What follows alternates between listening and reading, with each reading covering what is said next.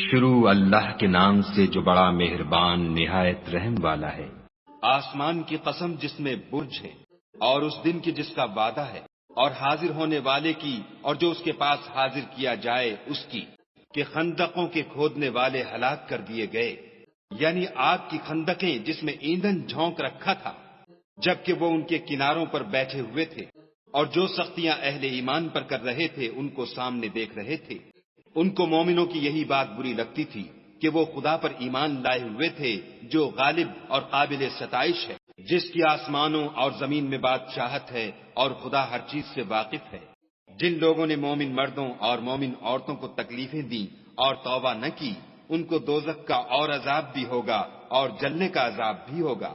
اور جو لوگ ایمان لائے اور نیک کام کرتے رہے، ان کے لیے باغات ہیں جن کے نیچے نہریں بہ رہی ہیں، یہی بڑی کامیابی ہے۔ بے شک تمہارے پروردگار کی پکڑ بہت سخت ہے، وہی پہلی دفعہ پیدا کرتا ہے اور وہی دوبارہ زندہ کرے گا، اور وہ بخشنے والا اور محبت کرنے والا ہے۔ عرش کا مالک بڑی شان والا، جو چاہتا ہے کر دیتا ہے۔ بھلا تم کو لشکروں کا حال معلوم ہوا ہے، یعنی فرعون اور سمود کا، لیکن کافر جان بوجھ کر تکذیب میں گرفتار ہیں، اور خدا بھی ان کو گردا گرد سے گھیرے ہوئے ہے۔ یہ کتاب ہزل و بطلان نہیں بلکہ یہ قرآن عظیم الشان ہے، لوح محفوظ میں لکھا ہوا۔